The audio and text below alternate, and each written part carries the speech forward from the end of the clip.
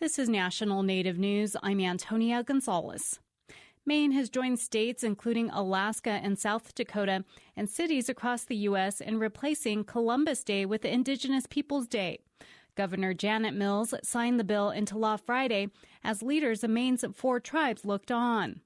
Opponents of the bill say it's an attempt to rewrite history for the day that honors Italian Americans. Supporters say it's about telling the history of Native people, including on colonization and genocide.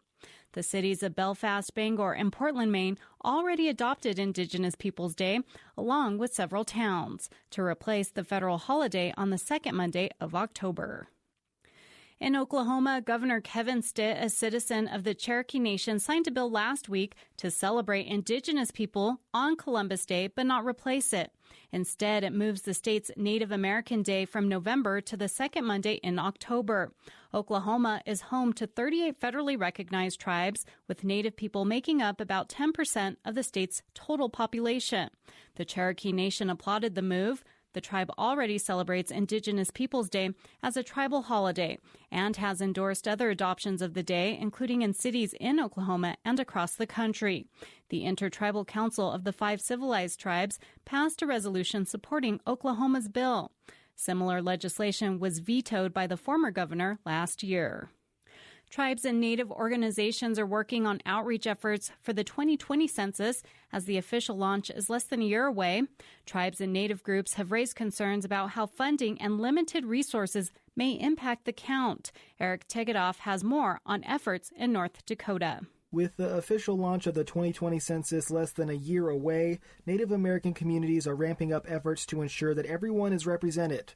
Early outreach could be critical for an accurate count in North Dakota, where about 40% of Native Americans live in hard-to-count areas, according to the Leadership Conference Education Fund. Charles Walker, a councilman for the Standing Rock Sioux tribe, says it's up to tribes to get the word out. The federal government's going to come in, they're going to train people, they're going to pay them probably some good money for a few months of work, but on our part, it's getting the word to our people that this is important.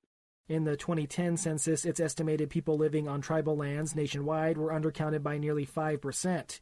According to a George Washington University analysis, North Dakota received about $1.8 billion from federal programs that use census data in 2016. Walker says it's also important for tribes to use culturally relevant methods to get members on board with the census. We like to get some of our elders involved because within our community, there's certain individuals, elders, that carry a lot more responsibility in the fact that people listen to them a lot more. Walker notes the rural nature of many reservations presents a challenge for getting to everyone. The fact that Standing Rock straddles the line between North and South Dakota could be a barrier as well. As with voter registration, Walker says the lack of a typical home address system in Native American communities will also be a challenge for the Census Bureau. I'm Eric Tegedoff. Native people joined New Mexico State Land Commissioner Stephanie Garcia Richards Saturday for a signing ceremony on an executive order to protect land around Chaco Canyon. The order protects more than 72,000 acres in the greater Chaco region from oil and gas development. The Trump administration has been moving forward on development plans. 20 pueblos and the Navajo Nation have joined forces in efforts to protect the area they say is sacred. Legislation has been introduced in Congress to protect more than 145,000 acres. Tribal leaders say not enough is being done to protect the priceless cultural landscape. I'm Antonia Gonzalez.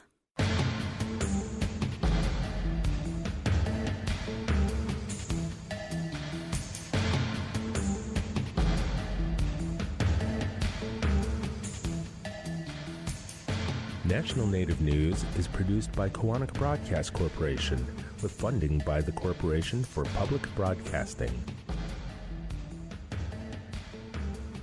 Support by the Sisseton, Wahpeton, Oyate Tribes, Dakota Western Corporation, and SWO Plastics. Commercial strength trash bags from 3 to 65 gallons for industrial use by casinos, the IHS, and more.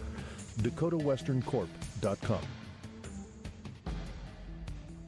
Support by BNSF Railway, moving our economy for over 165 years. Our vision is to operate injury and accident-free with safety programs, training, and technology.